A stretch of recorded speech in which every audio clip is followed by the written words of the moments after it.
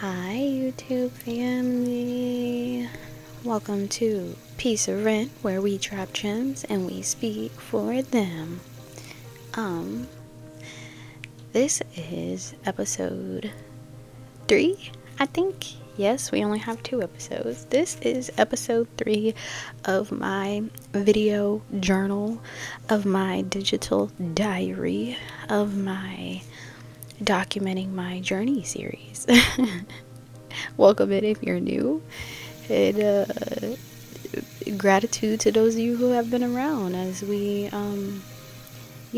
expand our horizons and deepen our connection with self and get closer to our fuller, authentic versions of ourselves. Okay, so I am still tickled by the fact of, like, I kept hearing document your journey, and I was still trying to explain my journey instead of just documenting what I'm doing, because I'd be like, well, what if I'm not recording anything interesting enough, like. But then I realized, again, as I said in episode 1, we're getting back to creating for the sake of creating, and that just feels so much better than creating for anybody else to get anything out of it. And by all means, if you get some joy or encouragement or inspiration from watching my journey and the way that I express myself, like, that makes me happy. But I feel like we're also supposed to be happy on this journey. So, like, I don't know. This is a very humbling experience for me, and it's kind of cool just to look back and, like, witness myself and see the way that I live my life. And also too, it kind of shows me what's important to me, because I will take like a bunch of different clips, but the moments that stand out to me are the most mundane things, and we're always, especially in the spiritual community, always talking about like magic and ritual and spells and things like that. But the most magical thing you can do is your routine. Like, your routine becomes your ritual. We are the altar, we are the magic. So what you do, what you pour your intention into, that's really the magic. And I don't know, it's just something so cool about that. Yeah. And so looking at this clip, right, hold on. So I've been taking myself more serious, right? And that means not that I never wasn't, but sometimes life happens and it's like, man, I'm too tired to do this or to keep up with this, or like, I feel self-care is usually the first thing to go. When life starts going in shambles, we stop caring for ourselves. We stop doing our hair, our nails, caring about our skin and things like that. And so I do a face mask every Saturday. And like, I do like a deep cleanse in my skin and stuff like that. And so when I was doing this, I thought it would be like a really cool clip, because since I've been romanticizing my life, self-care is something that feels more fun and stuff. Now, usually I have this I think it's more like a mud kind of mask, or it's like a stress mask, like, a mask for stress. The point is, it's a wash off mask. But I also have this pomegranate peel off mask. Y'all, I got it from the Dollar Tree, okay? Like, they're good masks. The thing is though, right, I kept skipping the peel off mask. I was alternating between them. Like, every Saturday I would do the stress one, then I would do this peel off clearing one. And for weeks, for months really, I have been skipping this peel off one, because I'm like, well, it just takes up a lot of time. And it's like, but you still should have time for, self-care and to be intentional and stuff. And the only reason I have to kind of do certain things a little quicker than I would like to is because I have my daughter, and toddlers can get activated into something in 2.5 seconds, okay? So I'm very mindful of the time that I spend before she starts getting antsy or riled up. So I put on this peel off mask, And honestly, it's very aesthetically pleasing to peel it off. The thing with this mask is, it's like science. You have to be so precise in your application of it. What I mean, right? When I put it on, I didn't put a thick enough layer. Like if it's too thick, it's gonna take forever to dry. But if it's too thin, the mask doesn't stay like connected and stuff, right? So as you can see, this is taking me forever. It's like an 8-minute clip of me trying to pull this mask off. And as I'm sitting here, I'm like, I'm kind of glad I'm recording this though, because you know, this is teaching me patience. I just said I always feel like I never have time to do this peel off mask, and now I'm really having to sit here and be intentional and be patient with the process. And I was really appreciating that. And I was like, this is beautiful. This is great, right? Or so we think. um and as it is progressing, there are more and more pieces just falling by the wayside. Like it's not connecting. Okay, like a man's whose mustache and beard don't connect. No shade, y'all, but like it just keep coming off in pieces. And everybody knows the most aesthetically pleasing part of a peel off mask is the fact that it comes off in one piece, and this was not giving that. Okay, so you can clearly see me losing my patience, I feel, and trying not to lose my temper. And I'm still going along with, you know, this is teaching me patience, so let me just calm down and not get too worked up and everything, right?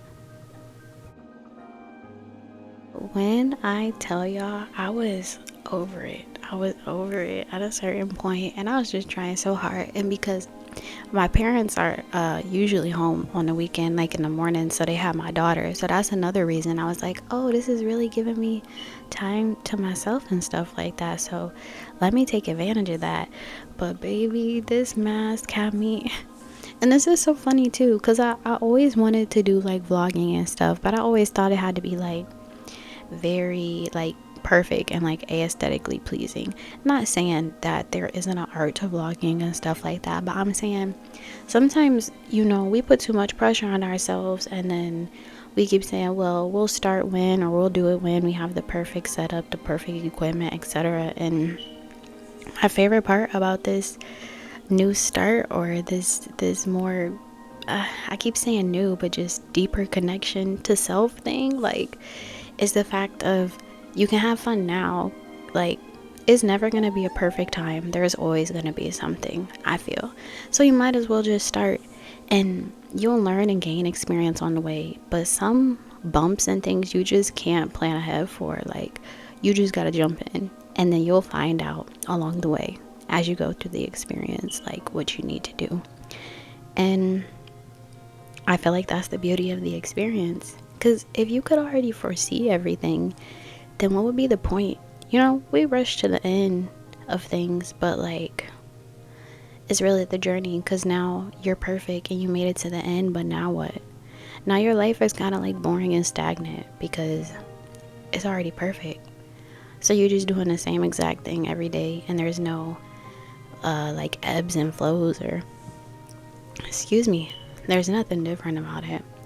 But this is just so funny to me because yeah, I totally wanted to do like vlogging or be like influencer type status, and this is a very humbling experience. I actually don't know you know, how they do things like this all the time.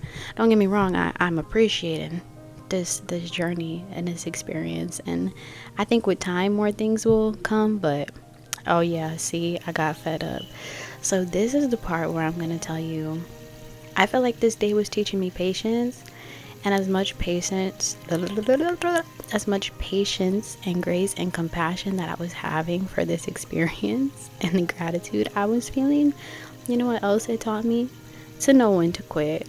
Because at that point, it was the little pieces, right? The refinement, how I, oh my gosh, this is coming together lovely. How I just said, like, it's never gonna be fully perfect. It's never gonna be, you know, so you can have all the patience that you want and all, spend all that time waiting and you know, taking your time, and that's fine. I'm not saying to just jump in and rush into things, but At some point, you have to know when to quit. At some point, you have to know when this isn't working, and you have to know how to adjust, and you have to know how to reroute. And you have to be okay with that. And I don't think it makes you a quitter. I think it makes you smart. I think it makes you brave to have the courage to say, you know what, this isn't working anymore, and to be able to reroute. Because a lot of people will get themselves stuck in things because they choose to stay the course because they don't want to seem like a quitter, or they don't want to seem like they're giving up or something. And that's how a lot of people get stuck in life.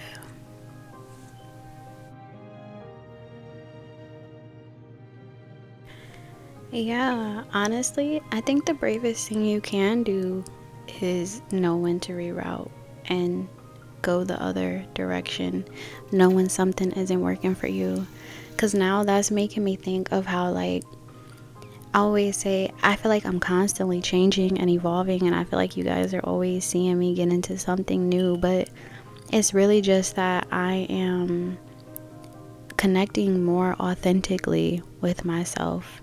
And so I'm really finding the things that bring me joy and getting away from the space of doing things for the aesthetic or the look of it. I find that a lot in spirituality too. We think that spirituality is having lots of crystals and doing magic and spells, and you have to have the Ankh and represent Egypt, and you can't believe in the Bible, or and it never gave that. It just goes back to what I said in the beginning of, like, the magic is us.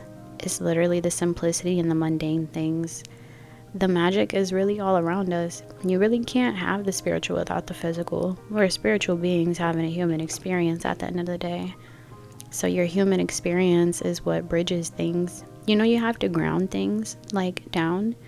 So if you just have all these ideas floating and things, and all these manifestations of ideas of what you want, but you don't actually bring it down, like, you're not actually doing anything. You could have just stayed a spirit for that. But I don't know, man. I'm just really enjoying life and appreciating this. And oh no, I'll cry.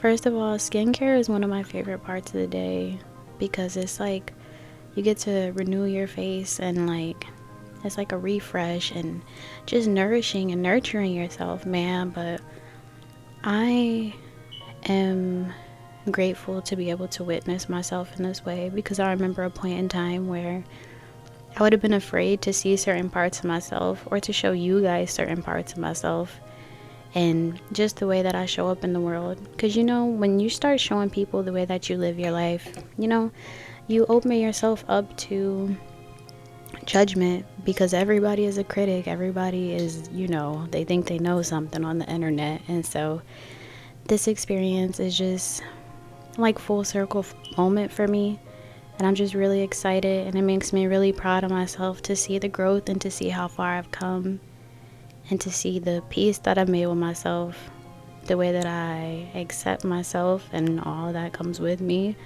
and the way that I love and appreciate myself, and the way that I adore and take care of myself.